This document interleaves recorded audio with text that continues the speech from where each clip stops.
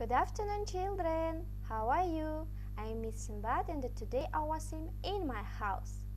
Сәлеметсіңдер ме балалар, қалдарың қалай? Сендермен мен Miss Sinbad және бүгін біз үйдегі бөлмелер жайында, үйдегі заттар жайында жаңа сөздермен танысатын боламыз. Let's start. Look at the picture. Бізге берілген картинкаға қараңдар. Бірінші біздің сөз ол hall. Hall. Ол бізде үйге кірген кезде барлық үйдің кіре беріс жерін біз hall деп айтамыз. Мына картинкада 1 деген цифрамен бейнеленген. Келесі бізде екіншісі kitchen. Ол ас бөлмесі. Kitchen. Ас бөлмесі. Келесі үшіншісіне қараймыз. Ол мына жерде көрсетілген бөлме pantry. Ол бізде кладовка, яғни артық заттар тұратын бөлмені кладовая деп айтамыз, pantry деп айтамыз. Келесі төртке барамыз. Төртінші бөлме бізде living room. Ол гостевая, яғни қонақ бөлмесі. Living room. Living room.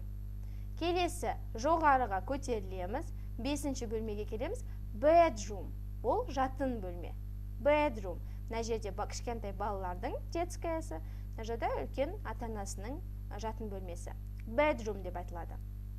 Келесі алтыншы нумерациямен bathroom. Ол ванный комнатасы, ванный. Bathroom.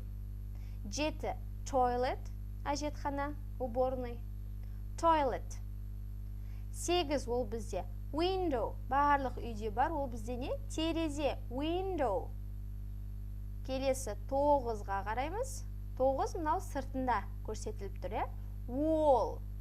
Ол қабырға деген сөз. Dual, стена деп айтамыз. Wall. Және де 10-шы ол бізде есік. Door, есік. Барлық үйде бар заттар, Біз енді балдар барлық үйдегі бар заттармен, үйдің бөлмесінің атауларымен таныстық.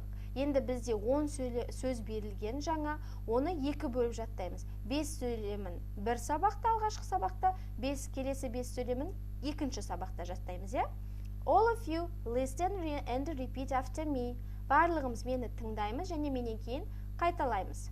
Бірінші, hall, hall, kitchen, kitchen, pantry, pantry, living room, living room, bedroom, bedroom, bathroom, bathroom, toilet, toilet, window, window, wall, wall, door, door.